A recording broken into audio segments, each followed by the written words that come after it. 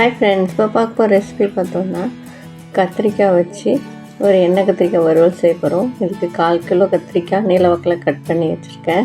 நல்லா வாஷ் பண்ணிவிட்டு எண்ணெய் ஒரு 6 டேபிள் ஸ்பூன் கொஞ்சம் நிறையாவே ஊற்றிக்கணும்.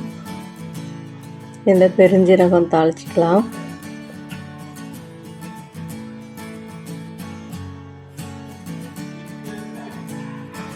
இப்போ இதில் நீல வாக்கில் கட் பண்ண பெரிய வெங்காயம் ஒன்று எடுத்து கட் பண்ணிவிட்டு சேர்த்துக்கிறேன்.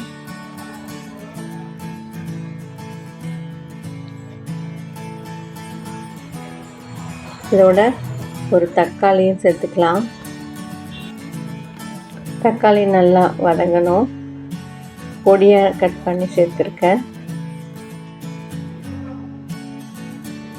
இப்போ வெங்காயம் தக்காளியும் நல்லா வதக்கிக்கிறேன்.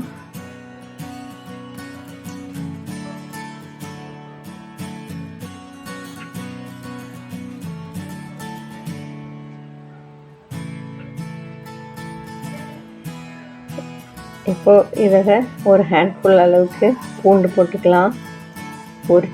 தோல் உரிச்ச பூண்டு, அப்புறம் கொஞ்சம் கருவேப்பிலை போட்டிருக்கேன். இதோட ஒரு 1/2 டேபிள் ஸ்பூன் மஞ்சள் தூள், 1 டேபிள் ஸ்பூன் தனி மிளகாத்தூள்,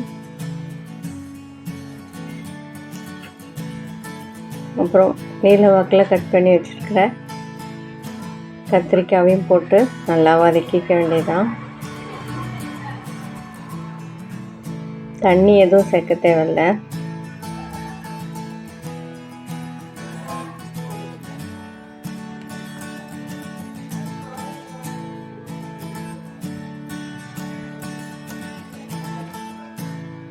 இந்த எண்ணெயிலேயே கத்திரிக்காய் நல்லா பெரட்டி விட்டுட்டே இருந்தால் நல்லா வதங்கி வெந்துடும். இப்போ இதுக்கு தேவைக்கேற்ற மாதிரி சால்ட் போட்டுக்கிறேன்.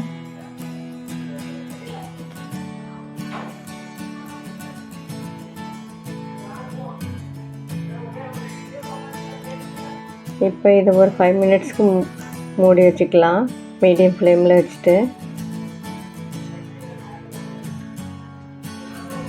இப்போ நல்லா வதங்கிக்கிட்டு வருது.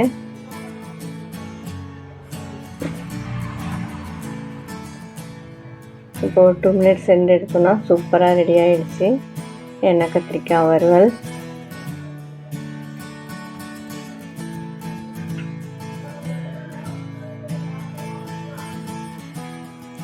இது சாம்பார் சாதம், தயிர் சாதம் எல்லாத்துக்குமே சைட் டிஷ்ஷாக யூஸ் பண்ணிக்கலாம்.